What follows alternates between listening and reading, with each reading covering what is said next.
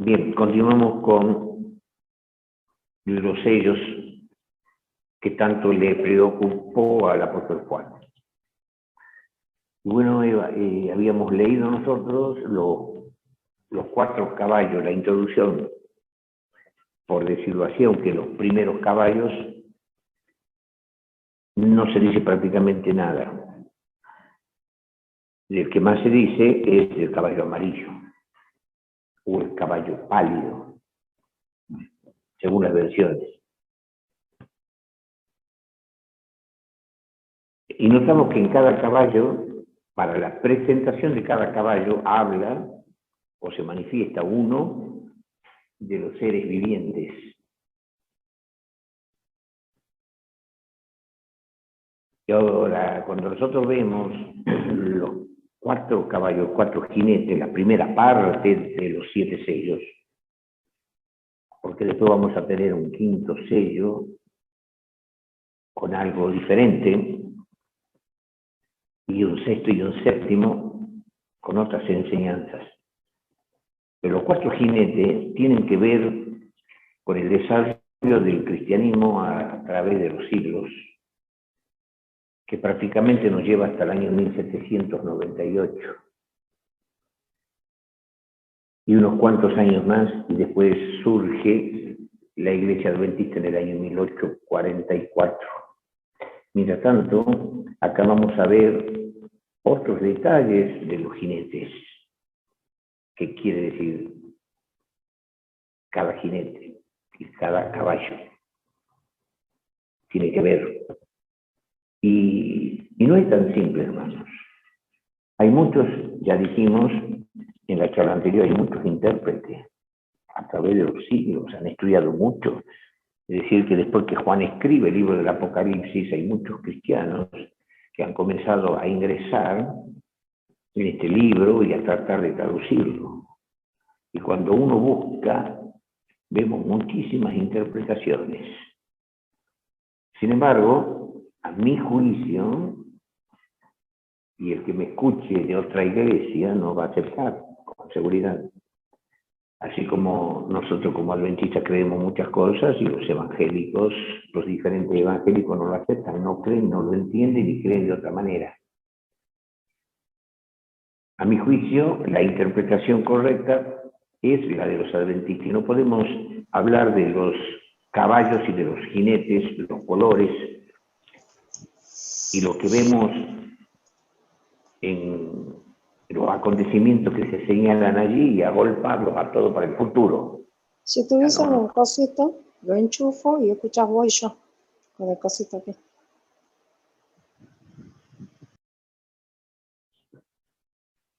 En ese caso, amontonar todos los acontecimientos señalados en los 4 caballos para el último tiempo, para el tiempo del fin, está lleno de contradicciones e incoherencias que los que estudian y aplican hacia el mundo y se lo ven en diferentes videos.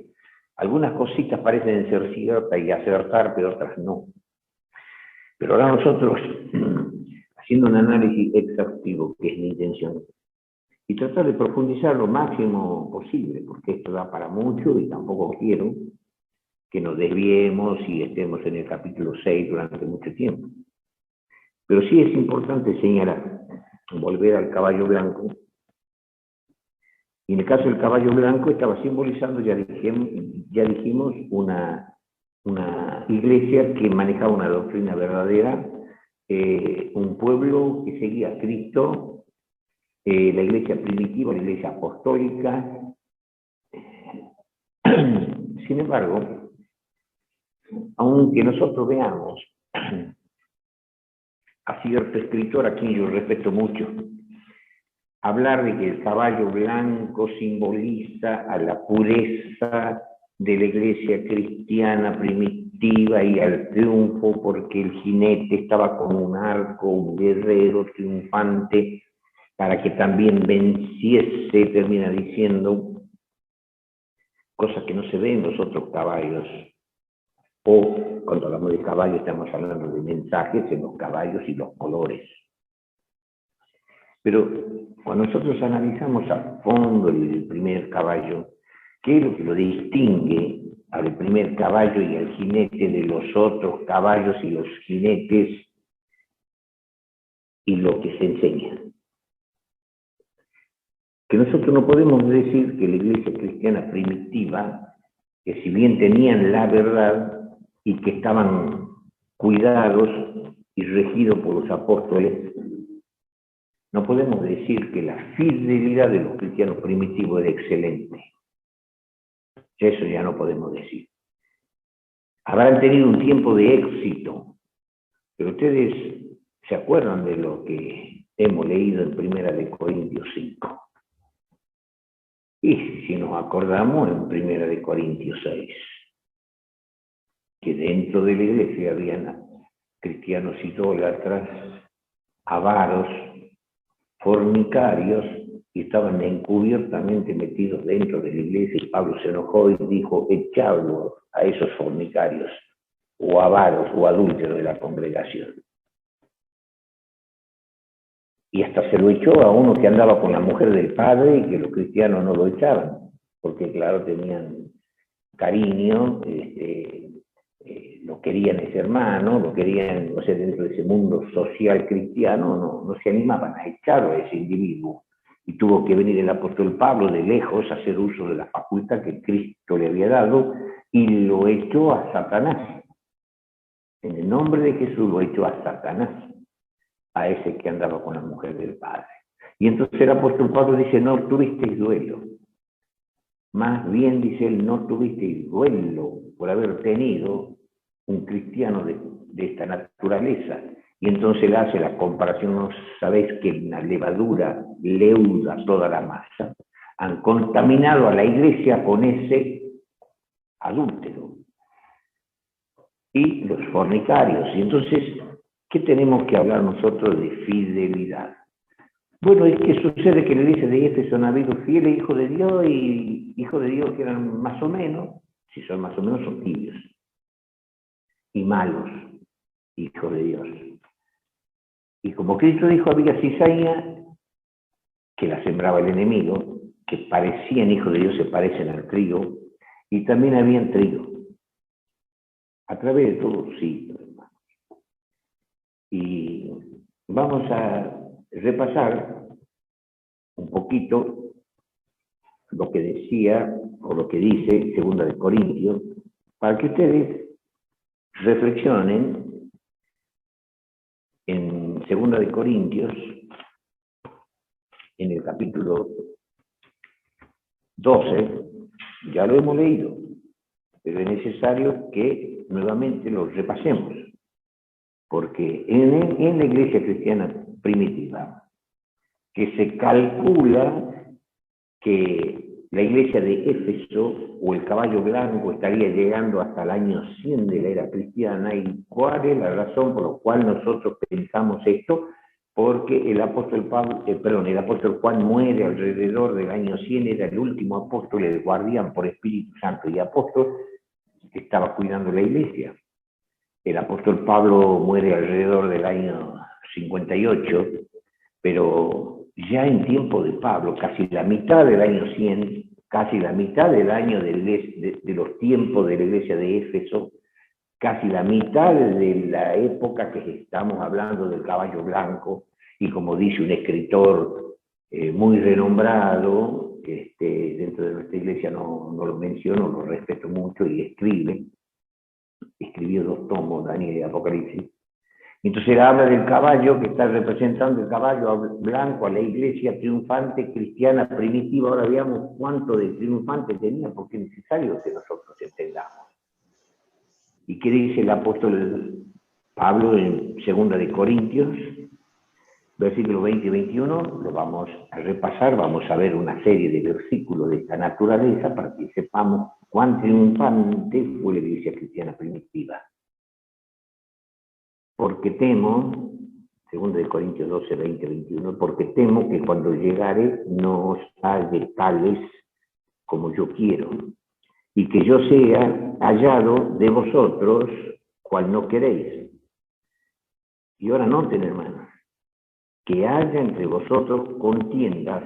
Ese era el miedo de Pablo, que yo llegue a la iglesia y encuentre que haya entre vosotros contiendas. Y de paso que vayamos leyendo esto, fijémonos cómo está la iglesia adventista del séptimo día actualmente. Si uno es de una iglesia de acá, de una provincia de Argentina o de otra provincia, o si dentro de una provincia hay varias iglesias, fijémonos si hay controversia, una iglesia de España, una iglesia, bueno, no tenemos hermanos de otras iglesias, bueno, pero cada adventista puede ver en una nación, cada adventista puede ver en un departamento o en un estado de una nación cuántas iglesias adventistas hay y nosotros podemos decir, no, en mi iglesia no hay contienda. Y en la iglesia cristiana primitiva, alrededor del año 58 antes, bueno, el año más o menos 58 muere Pablo, pero antes de eso, ¿cuántos años antes? Que yo vaya y encuentre contiendas. Y yo llore, dice Pablo. Ya vamos a ver, va a llorar. Encuentre contiendas y envidias. Un hermano que tiene envidia a otro porque se destaca en tal o cual cosa, envidia. Hay en nuestra iglesia actual envidia, había en tiempo de los apóstoles, en tiempo de la iglesia cristiana primitiva, en el tiempo de la iglesia de Éfeso, o en Éfeso de Apocalipsis, en tiempo de la iglesia del caballo blanco. Habían contiendas, habían envidias, iras. Hermanos, iras. Alguien que peleaba con otro hermano y se odiaban. Y tenían ira. Y la ira es diabólica, hermano. ¿Y qué más? Disensiones. Y vayamos viviéndolo con la iglesia donde nosotros vamos y asistimos. O por lo menos estamos informados de una iglesia de acá o de allá. Las iras, peleas, odios, contiendas, envidias. Y dice, disensiones, detracciones, murmuraciones, elaciones y bandos. Hay bandos en nuestra iglesia que cuando volviere, dice el apóstol Pablo, me humille Dios entre vosotros y haya de llorar.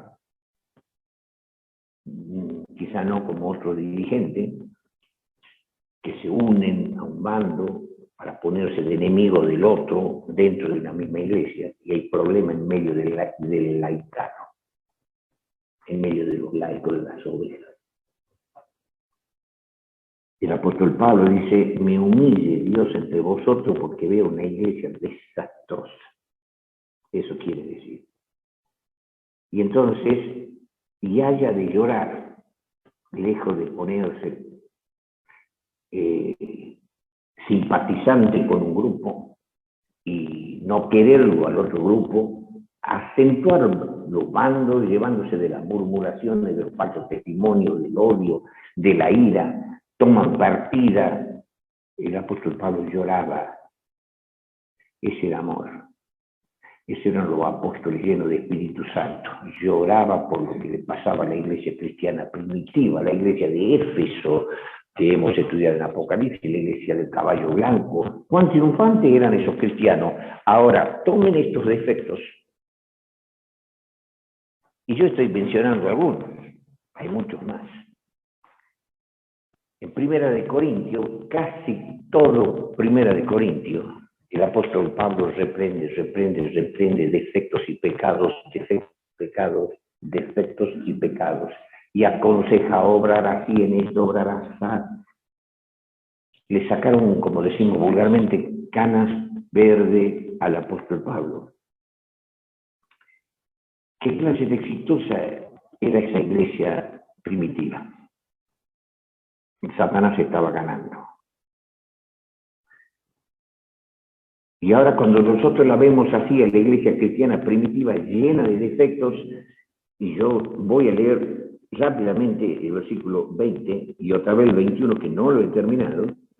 Noten, comparemos con lo que dice Cristo de la iglesia de la Odisea. Eres tibio, no eres ni frío, no eres una persona que no conoce la verdad. Has conocido la verdad, pero no pasaste a ser caliente espiritual. No eres caliente, eres tibio. Y eres tibio, te vomitaré de mi boca. Tú te crees así, y en una palabra no sirves para nada. Yo estoy afuera de ti y estoy llamando a tu corazón, no puedo entrar. Si tú me abres, si tú te conviertes, si te arrepientes de verdad, yo voy a entrar. Si no, no voy a entrar. Y vive ese cristiano engañado. Y ahora, claro, la iglesia de la Odisea. Ahora yo les pregunto a ustedes y les pregunto a todos los teólogos de todas las épocas y a todos los estudiosos y a todos los investigadores. ¿Cómo se llama esto? Volvamos a ver. Que encuentre entre vosotros, versículo 20, en el medio más o menos del versículo, que encuentre hallen entre vosotros contiendas. A ver, veamos nosotros. Que haya contiendas. ¿Somos tibios o no si no nos arrepentimos? Envidias. ¿Somos tibios o no? Iras. ¿Somos tibios o no? Disensiones o no? Detracciones. ¿Somos tibios o no? Murmuraciones. ¿Somos tibios o no? Elaciones y bandos. ¿Somos tibios o no? Ahora, cuando volviere y me humille Dios entre vosotros y haya de llorar por muchos de los que antes habrán pecado y no se han arrepentido. ¿Y cuál era el consejo de Cristo para la iglesia de la Odisea? He aquí que yo estoy a la puerta y llamo. Si alguno se arrepintiere, ¿y qué está pasando con esto? No se habían arrepentido, dice. ¿Cómo le podemos llamar entonces? Tibios, tibios. Y no tan solo eso, hermanos. No se han arrepentido de qué? De la inmundicia. Y la inmundicia quiere decir muchas cosas, hermanos. ¿Qué es la inmundicia? Y la fornicación. Y seguían fornicando, hermanos, no aprendían. ¿Y qué podemos decir? ¿Que Cristo moraba en el corazón de esa gente? ¿Se habían arrepentido? No. ¿Seguían fornicando? Sí. ¿Y seguían practicando el pecado de inmundicia? Sí. ¿Cómo le llamaríamos nosotros? No. Estos cristianos pertenecen a la iglesia de Éfeso. No pertenecen a la de la Odisea, porque la de la Odisea es la séptima iglesia y es la iglesia adventista. Cuando nosotros profundizamos lo de la Odisea, hermanos, que si bien tiene una connotación que habla del séptimo periodo, pero tan malos son los de la iglesia de la Odisea que estamos viendo esos pecados de la iglesia cristiana primitiva, pero ellos no son la Odisea. Es para que pensemos. Estos hermanos eran un desastre. Y bueno, si tenemos que decir de memoria, Gálatas capítulo 1, y en el versículo 3 al 6, el apóstol Pablo dice, estoy maravillado de que tan pronto os hayáis traspasado de la gracia de Cristo a otro evangelio. No que haya otro evangelio, aclara Pablo, sino que hay muchos que os inquietan y pervierten el evangelio de Cristo, donde ya no enseñaban que eran salvos por la gracia de Cristo, sino que se tenían que circuncidar y guardar la ley de Moisés. Y comenzaron a enseñar una serie de doctrinas que están explicadas por el apóstol Pablo, que es el motivo por el cual el apóstol Pablo escribe en Romanos, en Primera de Corintios, Segunda de Corintios, bueno, si es en Gálatas, en Efesios, en Filipenses, en Tesalonicenses, en Timoteo, Tito, bueno, se cansa de hablar del apóstol Pablo y de dar instrucciones, lo hicieron renegar. Pero en tiempo del apóstol Pablo, viviendo Pablo, ocurrían estos desastres. ¿Cómo le podemos llamar? Iglesia tibia. Sí, muy tibia. No había ninguno de estos que no tengan a Cristo adentro. Encima fornicaban y encima cometían el pecado de inmundicia. Los pecados de inmundicia, hermanos, conviene aclararlo porque alguien me dijo, el pecado de inmundicia era tener relaciones sexuales cuando la mujer está con el periodo. Muchos gentiles que eran fogosos y no soportaban estar sin tener relaciones sexuales en el periodo menstrual de la mujer. Y ese es un pecado mortal en el Antiguo Testamento. Aquella alma será cortada de medio de su pueblo. Cometió un pecado de inmundicia. La otra inmundicia era la masturbación. Y la pornografía está a la orden del día y la masturbación tanto en hombres como en mujeres. y en aquel tiempo no lo había, pero había muchísimas personas que cometían el pecado de fornicación y inmundicia. Ustedes van a ver que el apóstol Pablo siempre une las dos palabras, los dos pecados. En Gálatas también dice, y manifiestas son las obras de la carne. Y le estaba hablando de la iglesia de Galacia, y la iglesia de Galacia era una iglesia del tiempo de la iglesia de Éfeso, la iglesia del tiempo de los apóstoles, la iglesia del caballo blanco. ¿Y qué les dice a esa iglesia también? Y manifiestas son las obras de la carne, que son adulterio, fornicación, inmundicia. Siempre relaciona adulterio, fornicación e inmundicia. Y después sigue señalando otro pecado, de que bandos, que divisiones, que odio, que fiestas, fiestas no sería orgías, habla de orgías y de muchos otros tipos de pecados, de robos, idolatría y todo tipo de maldades. También practicaba lo de la iglesia de Galacia. Si la iglesia de Galacia, decir, eran tibios, o ellos no eran tibios, solamente los benditas somos tibios. ¿Y cuándo se es tibio? No se menciona qué pecado tienen los tibios, pero acá se está mencionando toda esta gama de pecados gravísimos que tenían los cristianos primitivos. Y ahora vamos a volver a Tesalonicenses antes de volver a los misterios de la conducta de estos cristianos en tiempo de la iglesia apostólica. El ejemplo de iglesia, podríamos decir solamente ejemplo de iglesia en doctrina, nada más. Y en pocos quedan fieles a Dios, pocos. Vamos a ir a Tesalonicenses y tenemos que hacer acá, hermanos, un despliegue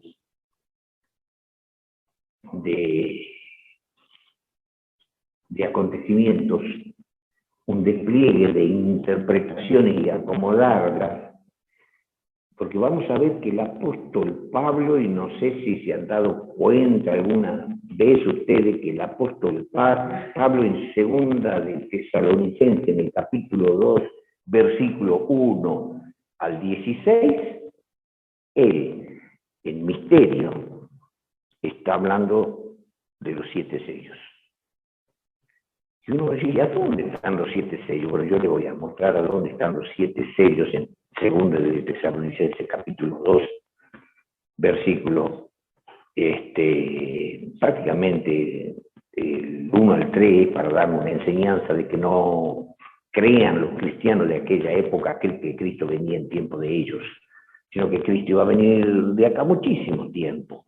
Pero el versículo 3 hasta el 16, el apóstol Pablo brillantemente, en misterio, está desplegando los 7 sellos en una faceta, en una de las facetas que tiene que ver con la espiritualidad de los hijos de Dios. Y vamos a segunda de Tesalonicenses. Por eso vamos a tardar en estudiar los sellos, hermanos. Si queremos profundizar y si queremos saber profundamente. Ahora, si ustedes quieren que sea live la interpretación, pero yo la acorto, por favor, y la termino esta tarde. Pero si vamos a profundizar, yo creo que vamos a estudiar varios sábados. Vamos a Tesalonicenses. En Tesalonicenses notemos que el apóstol Pablo dice así. Capítulo 2. No os engañe nadie, en ninguna manera. Versículo 3, ¿no? No os engañe nadie, en ninguna manera. Porque no vendría Cristo. Ahora escuche. Ahora comencemos a ver los sellos.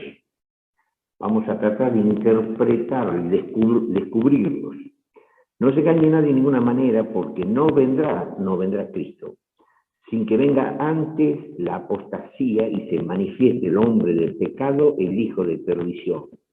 Y ahora ustedes dirán, ¿y por qué? ¿Qué tiene que ver con los sellos? Uno de los sellos, que es el 6º sello, habla de la segunda venida de Cristo. De algunas profecías que indicarían que se abre el 6º sello para que venga Cristo. Y en el 7º sello, Cristo está viniendo.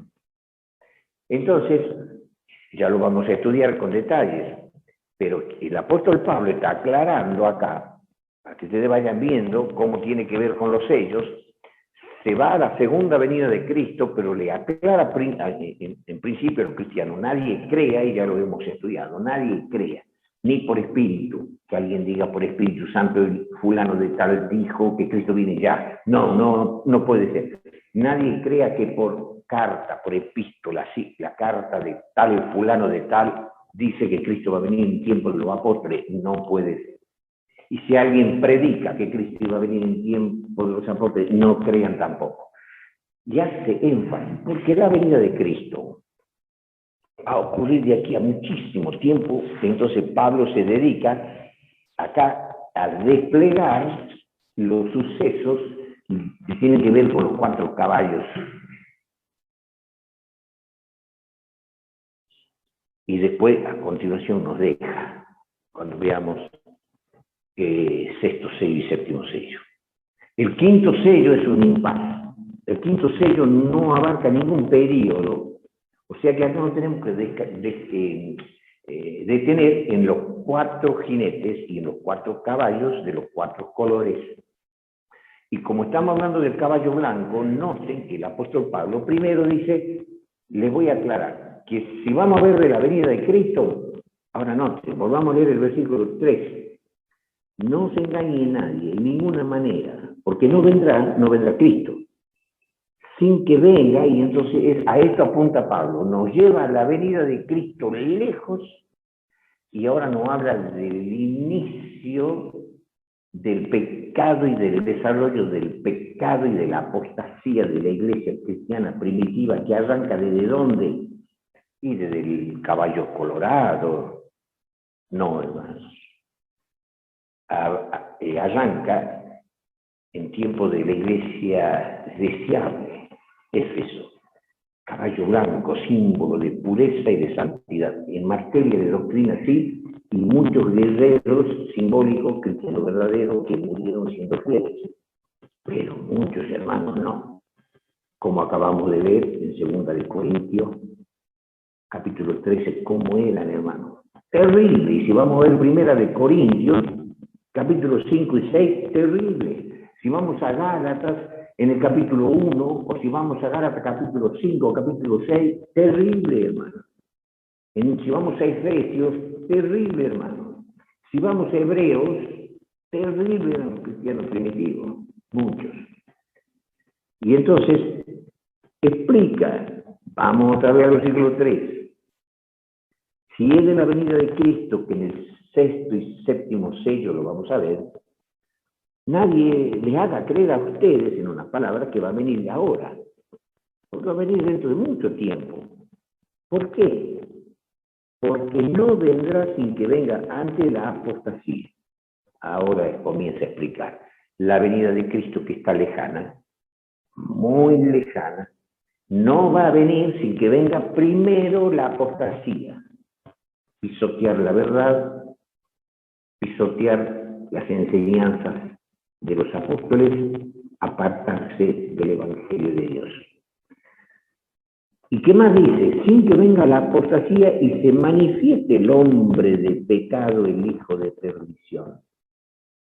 Versículo 4. Oponiéndose y levantándose contra todo lo que se llama Dios o que se adora, tanto que se asiente en el templo de Dios como Dios, haciéndose parecer Dios. Ahora el apóstol Pablo dice algo que, bueno, nosotros no lo hemos escuchado de Pablo. Qué triste, ¿no? Porque cuántas cosas habrá dicho el apóstol Pablo y nosotros no lo hemos escuchado y no escribido tampoco. En el versículo 5 dice, no os acordáis que cuando yo estaba todavía con vosotros, yo les decía esto. ¿Cuántas cosas habrá explicado Pablo? Acá está resumiendo. Ahora nosotros tratemos de rastrear y aprender, hermanos. Con la comparación de textos nos arroja luz. Y ahora leamos otra vez el versículo 5, la última parte. Que va a venir un hijo de perdición que se va a sentar en el templo de Dios como Dios, haciéndose parecer Dios. ¿No os acordáis que cuando estaba todavía con vosotros os decía esto? Y ahora vosotros sabéis, y acá viene otra parte importante, y ahora vosotros sabéis, ¿qué cosa? vosotros sabéis lo que impide, hay algo que impedía, para que a su tiempo se manifieste. Versículo 7, porque ya está obrando el misterio de iniquidad. Ha habido un misterio de iniquidad. Hay un misterio del Evangelio, hay un misterio de salvación, un misterio de Dios que tenía que ver con el plan salvífico, pero hay también un misterio de iniquidad que es del diablo, un misterio de iniquidad. Y entonces dice, porque ya está obrando el misterio de iniquidad. Solamente espera hasta que sea quitado de medio el que ahora impide. ¿Quién impedía? El Espíritu Santo que estaba en los apóstoles, comandando, dirigiendo, rigiendo a la iglesia cristiana primitiva y los apóstoles vivientes. ¿Qué estaba esperando Satanás?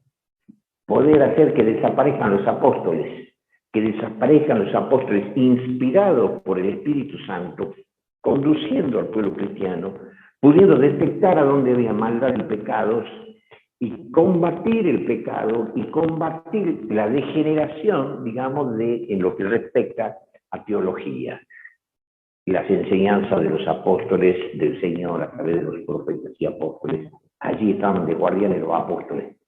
Por eso sí podemos llamar la iglesia triunfante, que estaba peleando el guerrero con el arco, un símbolo de que estaban peleando, pero el símbolo del caballo blanco, porque el Espíritu de Dios estaba detrás de esa iglesia cristiana primitiva, dominando y no permitía que ingrese Satanás, aunque ya estaba ingresando. Y quieren ver cómo ya estaba ingresando, a pesar de que estaba el Espíritu Santo. Y bueno, en Gálatas vamos a leer en el capítulo 5, versículo 16.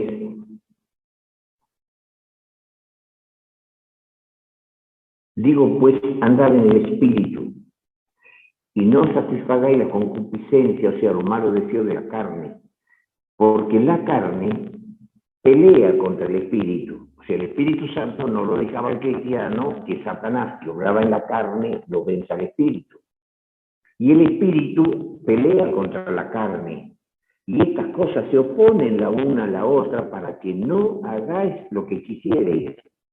Mas si sois guiados del Espíritu, no estáis bajo la ley. Y ahora noten. Y manifiestas son las obras de la carne, que son adulterio, fornicación, inmundicia, disolución, idolatría, hechicería, enemistades, pleitos, celos, ira, contiendas, disensiones, herejías, envidias, homicidios, borracheras, banqueteos, o sea, orgías, y cosas semejantes a estas, de las cuales os denuncio, como ya os he anunciado, que los que hacen tales cosas no heredarán el reino de Dios.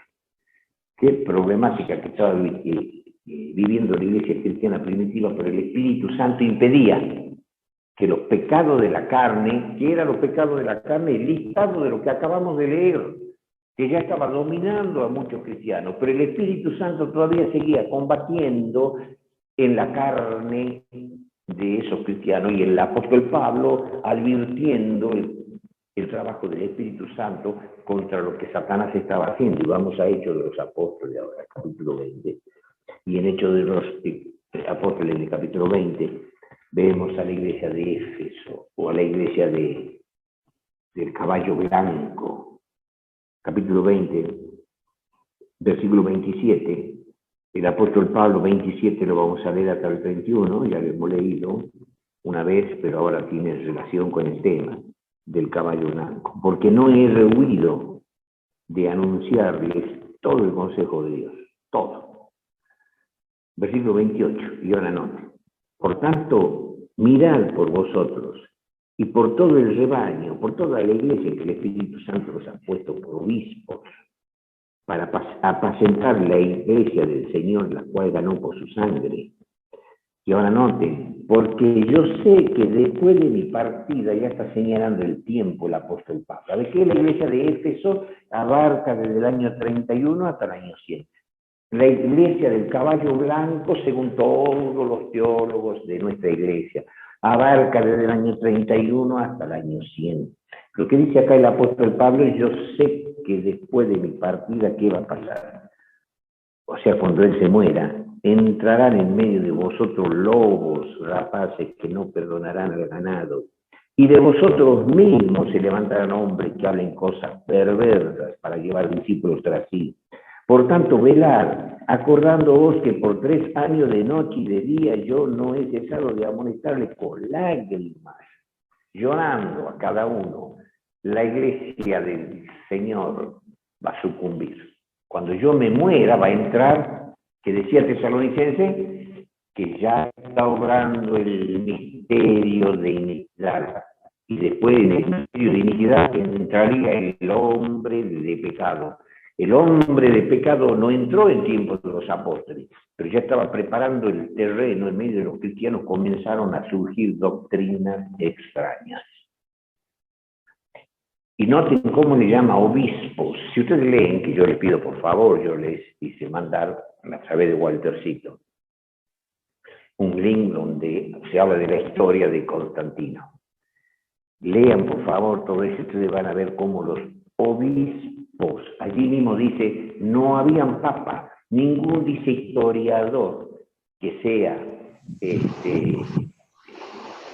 honesto, ningún historiador que sea honesto puede decir que habían papas en aquella época, ni en el siglo I, ni en el siglo II, ni en el siglo III, cuando Constantino patrocina el concilio de Nicea del año 325. Estudien, hermanos, y vean la cantidad de obispos. No había sacerdotes, no había ningún papa, pero noten la cantidad de obispos que estaban reunidos para estudiar un punto teológico y debatir y adoptar una postura que produjo un gran daño y división y bando a la iglesia, lo que lo lleva a Constantino a perseguirlos, a muchísimos cristianos, los héroes, los vándalos y los ostrogodos que adoptaron la postura de un presbítero llamado Agio,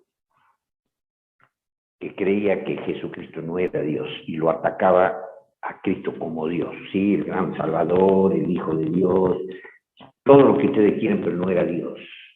Constantino en ese momento creía que sí era Dios y estaba Constantino unido a un grupo de cristianos que pensaban que Cristo era Dios, pero era la minoría porque Agio tenía una labia y un conocimiento y un poder de convicción que arrastraba a los cristianos de aquella época.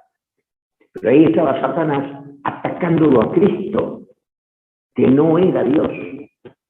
No quería que se hable de la grandeza de Dios. Por eso ustedes ven y van a ver una característica, algo distinguido en Apocalipsis que a lo mejor no se han dado cuenta. ¿Por qué en Apocalipsis, si ustedes se acuerdan que hemos estudiado? Quizás hasta el cansancio que ya algunos han llegado a decir, uy, ¿hasta cuándo vamos a estudiar sobre la divinidad de Cristo? Acá no estamos estudiando Apocalipsis, estamos estudiando de la divinidad de Cristo. Capítulo 1, si ustedes repasan cuánto hemos profundizado sobre quién era el Cristo que iba a venir. Cuando hemos estudiado capítulos 4 y 5, quién era Cristo, y el mismo Cristo habla de sí mismo, pero digamos, para mí no, pero digamos que hasta el hartazgo, para que nos demos cuenta cómo los cristianos en aquella oportunidad iban a atacar la divinidad de Jesucristo cuando Cristo es el todo. Y Cristo tiene que ver con Jehová.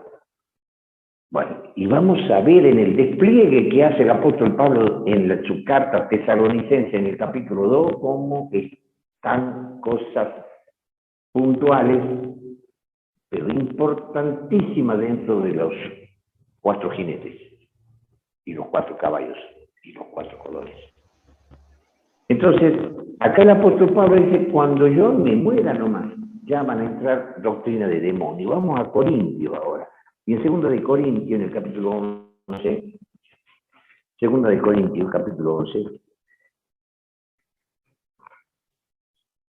el apóstol Pablo dice, los versículos 13 al 15, noten lo que dice el 15, importante, por favor, porque estos son falsos apóstoles. ¿Quiénes estaban entrando dentro de la iglesia cristiana primitiva? Falsos apóstoles. transfigurándose en apóstoles de Cristo. Y entonces explica Pablo, versículo 14. Y no es maravilla, porque el mismo Satanás se transfigura en ángel de luz. Así que no mucho, si también sus ministros se transfiguran como ministros de justicia, cuyo fin, conforme a sus obras. Les está mostrando a los cristianos de 2 de Corintios, a esos que en el capítulo 12 les va a señalar una cantidad enorme de pecados bochornosos, vergonzosos y, entre todo, fornicarios e inmundos, y que no se habían arrepentido. No se habían arrepentido. Entonces dice que entraban falsas doctrinas y falsos dirigentes. Pero ¿quién seguía impidiendo para que se le llame la iglesia deseable? La iglesia de Éfeso se calcula hasta el año 100, y al caballo blanco, triunfante y victorioso, ese jinete que estaba con el arco, y que se le dio el arco y que cabalgaba para que también venciese, o sea que iba a ser un periodo en que se iba a manejar todavía la doctrina verdadera y todavía iban a haber cristianos que iban a defender la doctrina verdadera, hasta que con la muerte de los apóstoles ya no habían cristianos que defiendan la doctrina verdadera, porque la doctrina verdadera había desaparecido, había sucumbido. Y comenzaron a entrar una serie de filosofías y el diablo triunfó. Pero estaba obrando el misterio de iniquidad desde cuando, desde dentro de la iglesia y dentro del periodo de la iglesia de Éfeso y la iglesia del caballo blanco. Ya va triunfando Satanás, iba triunfando en la desobediencia de los cristianos, primero en la desobediencia, en pecados bochornosos, un listado enorme de pecados, y encima después sortear la verdad de Dios, desfigurar, deformar la verdad de Dios, y estaban los apóstoles peleando todavía. El apóstol Pablo habla de eso y vamos a verlo a Pedro también. Vamos a ver otra cita importante de Pablo en Timoteo. En el mismo Timoteo, para que ustedes comparen y vean, en la primera de Timoteo en el capítulo 4, primera de Timoteo capítulo 4, versículo 1 al 3. El apóstol Pablo dice: empero el espíritu, o sea, el espíritu de profecía que tenía él, el espíritu de Dios, empero el espíritu dice manifiestamente, dice mi versión antigua, que en los venideros tiempos algunos apostatarán de la fe. Y ahora escuchen, valga la redundancia, apostatarán de la fe ¿cómo? Escuchando a espíritu de error y a doctrinas de demonios. En tiempo de los apóstoles, y cuando mueran los apóstoles con más razón, entrarán doctrinas de demonios. Versículo 2, que con hipocresía hablarán mentira, teniendo cauterizada la conciencia ya el Espíritu Santo, como hemos leído en Gálatas, que el Espíritu no deja que hagamos lo que queramos. El Espíritu pelea contra la carne utilizada por el diablo pelea contra el Espíritu, y el verdadero Hijo de Dios vence a la carne, porque el Espíritu de Dios obra en nuestra mente, en nuestro raciocinio, en las partes de la psiquis, en la parte emotiva, y hace que crucifiquemos la carne con sus afectos, como dice el apóstol Pablo. Pero el demonio infla los pecados de la carne, los placeres de la carne, las sensaciones de la carne, para que hagamos lo que queramos y lo venzamos a Dios. Y tantos nos inflama la carne que al último decimos, bueno, me voy a dedicar al adulterio, a la fornicación, a la inmundicia, al robo, distracciones, murmuraciones, bandos, divisiones, relaciones, y el diablo obra y obra. Y en materia de doctrina no, entorpece ya la mente, gobierna el diablo, el cuerpo, la carne con sus pecados, y entonces termina gobernando la mente y no estamos en condiciones de discernir, Y enseguecidos seguimos pecando, como dice, con la conciencia cauterizada, ya no tenemos conciencia. Y entonces dice, versículo 2, que con hipocresía hablarán mentira, teniendo cauterizada la conciencia. ¿Y qué mentira? Noten, qué mentira. Versículo 3, que prohibirán casarse y mandarán a abstenerse de las viandas que Dios crió para que con nacimiento de gracia participasen de ella los fieles y los que han conocido la verdad. Que iban a haber obispos, dirigentes, falsos apóstoles, falsos profetas, que iban a enseñar que los dirigentes que gobiernan la iglesia no tenían que casarse. ¿Y quiénes enseñan eso? En la iglesia de Roma. En la iglesia de Roma están enseñando que tienen que ser solteritos, que no pueden casarse porque es pecado. Entonces, ¿qué practican? El celibato.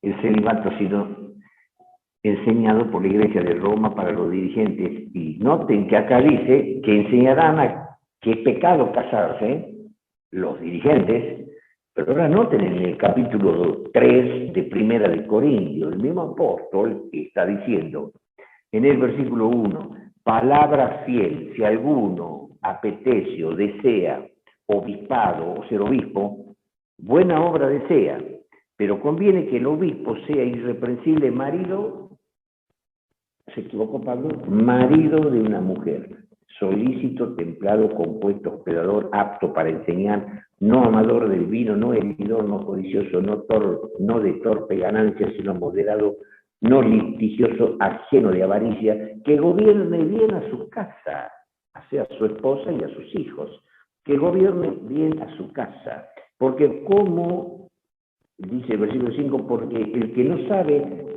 gobernar a su casa, ¿cómo cuidará de la iglesia del Señor?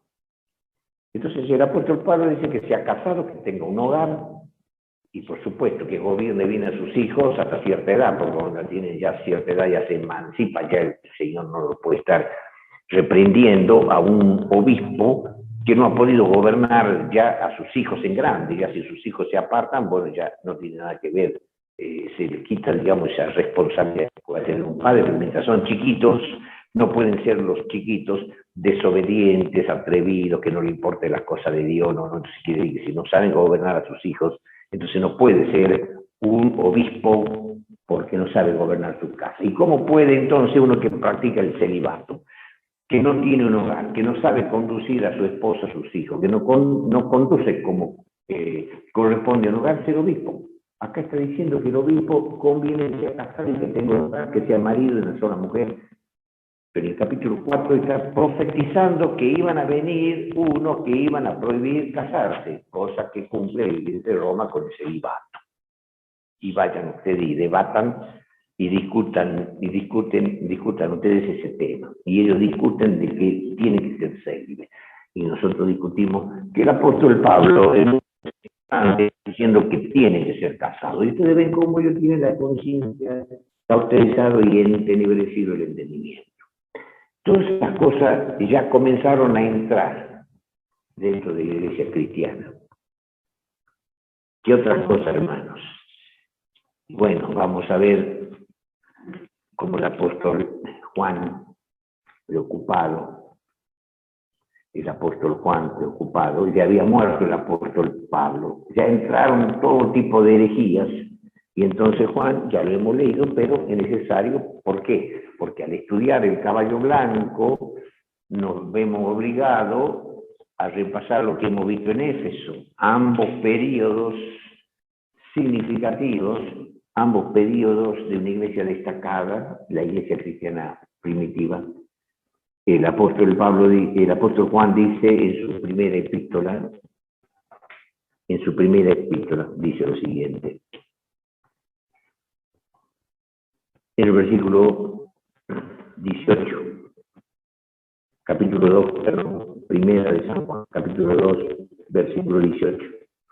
Hijitos, alrededor de los 100 hermanos de la era cristiana. Se habían muerto todos los apóstoles. Iban entrando obreros fraudulentos, falsos apóstoles, falsos profetas, falsos maestros, y introducían doctrinas de herejía del mismo cristianismo, brotaban dirigentes que iban desvirtuando la verdad de Dios. Y el apóstol Juan, ya viejito, el apóstol Juan escribe sus epístolas después del Apocalipsis. Muchos creen que el Apocalipsis es lo último que escribió, no. Las epístolas fueron escritas después del Apocalipsis. Viejito Juan dice: hijitos, ya es el último tiempo. No era el último tiempo de que venía Cristo, porque según el apóstol Pablo decía, nadie crea, ni por palabra, ni por espíritu, ni por carta como nuestra, que la venida de Cristo esté cerca. Y él pluraliza Pablo como que fuese de nosotros los apóstoles. Los verdaderos apóstoles no enseñaban que Cristo iba a venir en su tiempo, sino cuando se manifieste el hombre de pecado con toda su potencia. Pero el apóstol Juan, en palabras, Cristo y ese último tiempo, yo voy a morir y ya no van a haber más apóstoles. Yo voy a morir y ya no van a haber más profetas. Yo voy a morir y el que ahora impide que el hijo de perdición, el hombre de pecado se manifieste, se va a ir el Espíritu Santo de la iglesia de Pentecostés. Ya es el último tiempo, y como vosotros habéis oído que el anticristo ha de venir, ¿quién habló del anticristo? El apóstol Pablo, en segunda de Tesalonicenses, capítulo 2, en el versículo 3 en adelante. Ustedes saben que el anticristo, que faltaba mucho, ha de venir, así también al presente, o sea, actualmente, han comenzado a aparecer muchos anticristos. ¿A quién le llama anticristo? A todos aquellos que se oponen a la doctrina de Cristo. No necesariamente eran hombres majestuosos, extraordinarios, con brillo, resplandor, con grandes señales, milagros, no. Eran falsos maestros que tenían influencia con doctrinas extrañas. Y ustedes saben que ahora, al presente, se han manifestado muchos anticristos. Y entonces veamos lo que dice. Así también actualmente han comenzado a ser muchos anticristos, por lo cual sabemos que es el último tiempo. Porque ya estaban dominando a toda la iglesia. Versículo 19. Salieron de nosotros. Eran cristianos que estaban subyugados por la sabiduría y el poder del Espíritu Santo a través de los apóstoles. Mueren los apóstoles, salieron de nosotros, mas no eran de nosotros. Porque si fueran de nosotros, hubieran cierto permanecido con nosotros. Pero salieron para que se manifestase que todos no son de nosotros. Y ahora noten el 20. Mas vosotros tenéis la unción del Espíritu Santo y conocéis todas las cosas. Todavía estaba el Espíritu Santo, lo dijo Dios, hasta que muere el apóstol Juan, y de ahí no sabemos cuánto tiempo más habrá estado el Espíritu Santo, que notan ustedes que dice que tenemos la unción del Espíritu. Y entonces dice, conocéis todas las cosas, ellos podían detectar los errores. Pero ahora escuchen 21. No os he escrito como si ignoraseis la verdad, sino como a los que la conocéis, y que ninguna mentira es de la verdad. Y entre las verdades, ¿se acuerdan que en Tesalonicenses habíamos comenzado con el versículo 3, 4, 5, 6, y habíamos llegado hasta el 13, donde decía que iban a pisotear la verdad, y por haber rechazado la verdad, Dios les iba a enviar espíritu de error para que crean a la mentira y se pierdan? Cuando nos endurecemos obstinadamente, el Señor permite que el diablo ingrese en nosotros y nos endurece en el conocimiento, en el discernimiento de la verdad. Pero ¿qué era verdad? Y nosotros habíamos hablado en aquella oportunidad. 3 cosas. Cristo como único Salvador, Cristo como Dios, Cristo como Hijo, el misterio de Cristo, toda la belleza del Cristo como sacerdote, como abogado, como intercesor, como mediador único. Y donde el apóstol Pablo decía que Dios quería que vengamos nosotros todos al conocimiento de la verdad para ser salvos. ¿Y qué conocimiento de la verdad? Que tenemos un solo Salvador, un solo Dios y un solo mediador y Salvador, Jesucristo. Y la otra verdad era la Biblia. Padre santificado en tu verdad, tu palabra es verdad. Todo lo que diga la Biblia en materia de doctrina. Y la tercera verdad era la ley. Salmo 119, versículo 142. Tu justicia es justicia eterna y tu ley, la verdad. Y entonces ustedes ven cómo la iglesia de Roma pisotea la primera verdad, a Cristo como el único mediador, intercesor, sacerdote. Ellos tienen sacerdote acá, tienen mediadores santos de acá, santas de allá, y qué sé yo. Y no es Cristo el único. La Biblia dice que el único mediador, intercesor y sacerdote. Y bueno, y la otra verdad, hay que estudiar la Biblia y sostener las verdades de la Biblia y de la Biblia sola, y probar con la Biblia todo tipo de doctrina. Antiguo y Nuevo Testamento. y aparte la ley de los 10 mandamientos. Esa es la verdad. Y vamos a agregar un poquito de esa verdad porque quedó algo en el tintero la vez pasada. Vamos a ir a Salmos 119. Salmos 119. Porque en esto cayeron todas las iglesias. En la primera verdad cae la iglesia de Roma, los evangélicos creen en Cristo como único salvador. Pero con respecto a la ley, cae la iglesia de Roma y todos los evangélicos. En el capítulo 119 de Salmos, dice versículo 142, 119, versículo 142, tu justicia es justicia eterna y tu ley la verdad. Pero ¿qué verdad? Tu ley es la verdad. Algunos evangélicos dicen, sí, es la ley que tenían los judíos, la ley con el sábado, pero eso fue verdad para ellos. Para nosotros ya no, porque el sábado ha sido abolido. No, la ley de Dios es la verdad, pero vamos a ver en el versículo 151 y 152. El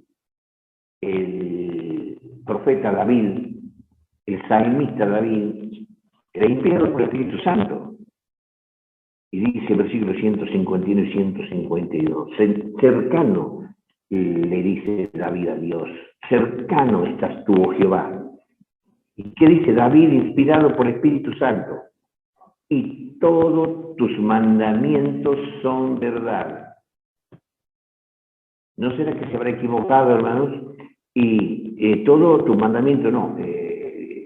9 mandamientos son verdad, el sábado no. Cercano estás tú, Jehová, y todos tus mandamientos son verdad. Él lo dice por el Espíritu Santo, y ahora noten lo que dice a continuación en el versículo 152.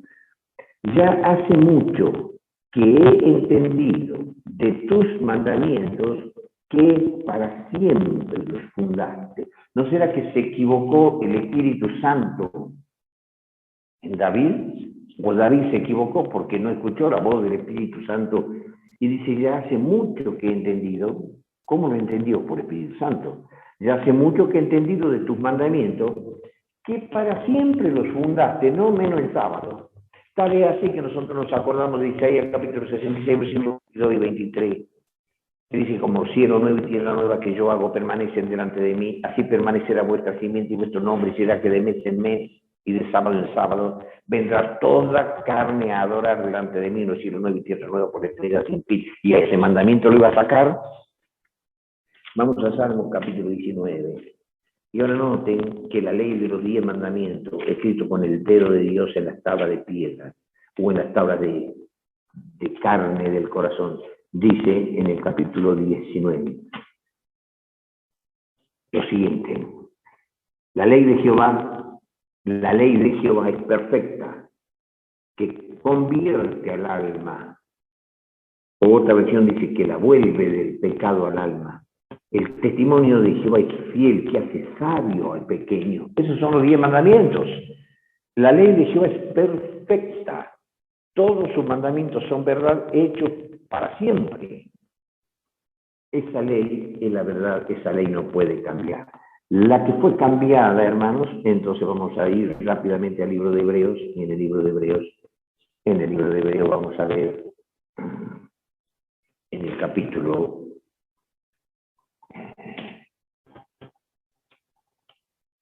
en Hebreos, en el capítulo 8. En el capítulo 8 vamos a ver los versículos, capítulo 8, versículos, hablando del ministerio de Cristo, versículo 6, más tanto mejor ministerio es el suyo, es el de Cristo, porque es mediador de un mejor pacto, el cual ha sido formado sobre mejores promesas, porque si aquel primero fuera sin falta, cierto no se hubiera procurado el lugar de segundo. Los evangélicos dicen que esto se refiere a la ley de los 10 mandamientos. Acabamos de ver que la ley de Dios es perfecta, hecha por la eternidad. ¿Qué ley es imperfecta? El primer pacto tenía falta, pero no está hablando de la ley de Dios, está hablando del pacto ritual. El ofrecimiento de animales a través del sacerdocio para el perdón del pecado de la otra ley. Había una ley de los 10 mandamientos que si la violamos cometemos pecado. Para que seamos perdonados, recurríamos a los sacerdotes y al derramamiento de sangre de los animales. Esa ley de los sacerdotes y de animales era imperfecta. Entonces fue anulada esa ley imperfecta y reemplazada por una perfecta, porque el sacerdocio de Cristo también es perfecto y su sangre es perfecta. Entonces vamos a ir al capítulo 9, y en el capítulo 9, y se acuerdan ustedes que las leyes rituales, versículo 10, consistía solo en viandas, en bebida, en diversos lavamientos y ordenanzas acerca de la carne impuestas hasta el tiempo de la corrección. Eso sí iba a ser corregido. Versículo 11, pero estando ya presente Cristo, sumo sacerdote de los bienes que habían de venir, por el más amplio y perfecto tabernáculo, no hecho de manos, es a saber, no de esta creación.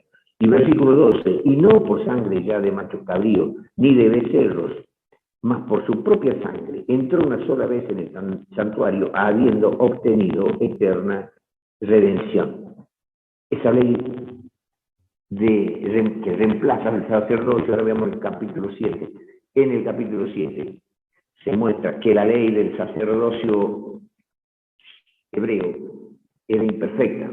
Entonces dice el versículo 12, capítulo 7, versículo 12, pues mudado o abolido el sacerdocio de los hombres, de los levitas, necesario es que se haga también mudanza de toda la ley, no de la ley moral. Los evangélicos utilizan este texto para decir que la ley de los mandamientos ha sido abolida. Abolido el sacerdocio. Necesario es que se haga también mudanza de la ley. ¿Qué ley? La ley que tenía que ver con el sacerdocio y con el ofrecimiento de animales. Porque si hubiera sido que Dios ha abolido la ley de los 10 mandamientos, ¿para qué necesitamos sacerdotes?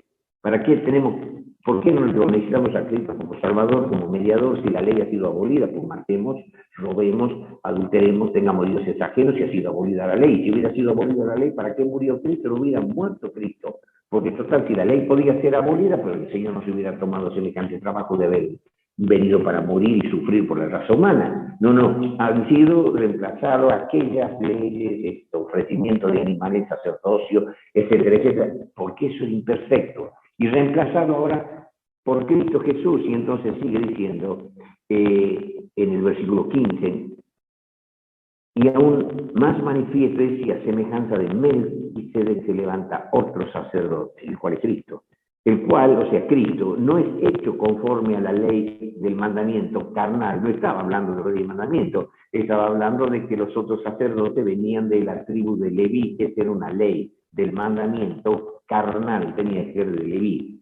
Pero Cristo viene según la virtud de vida indisoluble. Cristo no viene de la tribu de Leví, de un mandamiento carnal, viene como Dios, de una vida indisoluble, indestructible, Dios mismo, hecho carne.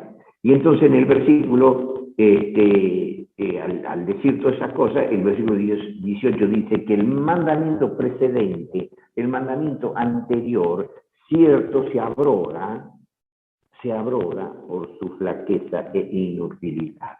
¿Qué fue abrogada? La ley de los sacerdotes, y los sacerdotes tenían que ser levitas, y el sacerdote tenía que ofrecer becerro, macho cabrío, cordero, derramamiento de sangre y ministrar en el santuario terrenal. Esa era una ley ritual defectuosa que fue abolida y reemplazada por Cristo. Ahora decimos, Señor, perdona mis pecados, de aquella ley perfecta que todos los mandamientos que Dios escribió son verdad y aún por los siglos de los siglos nuevos y tierra nueva guardaremos el sábado. ¿Por qué hago hincapié yo tanto en estas cosas? Porque dos cosas fueron, y aún tres, la verdad fue pisoteada. La primera verdad de Cristo fue tremendamente desvirtuado y hasta el día de hoy en la iglesia de Roma está desvirtuada la verdad de Cristo como sacerdote, la víctima que está trabajando en el santuario terrenal, el verdadero sacerdote que nos limpia de pecado con su sangre. La segunda verdad, ha llegado el momento que han prohibido la Biblia, so pena de muerte, nadie podía leer la Biblia, el único que podía interpretarse el sacerdote. Pero los evangélicos defendieron la Biblia, pero no defendieron ninguno de ellos la ley de Dios. Y entonces hago hincapié en esto porque todo en los caballos y en los sellos va a girar en torno a la primera verdad de Cristo, la segunda verdad de la Biblia y la tercera verdad, la ley de los 10 mandamientos. tiene que ver con los caballos hasta el tiempo del fin. Entonces, con esto alcanzamos más o menos, vamos a tener que continuar el sábado que viene, para ver en profundidad, rastrear los jinetes, los caballos, los colores, lo que quiere decir el tesalonicense, que todavía no hemos terminado de explicarlo a todos tesalonicenses. Cuando detectemos las huellas de lo que dice Apocalipsis 6 en tesalonicense, entonces recién vamos a avanzar, vamos a dejar los jinetes o vamos a avanzar en otros detalles de los jinetes y los caballos y los colores que quieren decir, para ir al quinto sello, al sexto sello y al séptimo sello. Todavía estamos detenidos en el primer sello. Y muy de pasada hemos vislumbrado lo que quiere decir el tercer sello, el cuarto sello y el segundo sello, el tercero y el cuarto. Todavía no hemos podido abocarnos a esos sellos en sí. Así que si Dios quiere, el próximo sábado vamos a seguir profundizando los sellos siguientes y los caballos siguientes. Gracias por la atención y hasta el sábado que viene. Que Jesús los bendiga y gracias por la paciencia.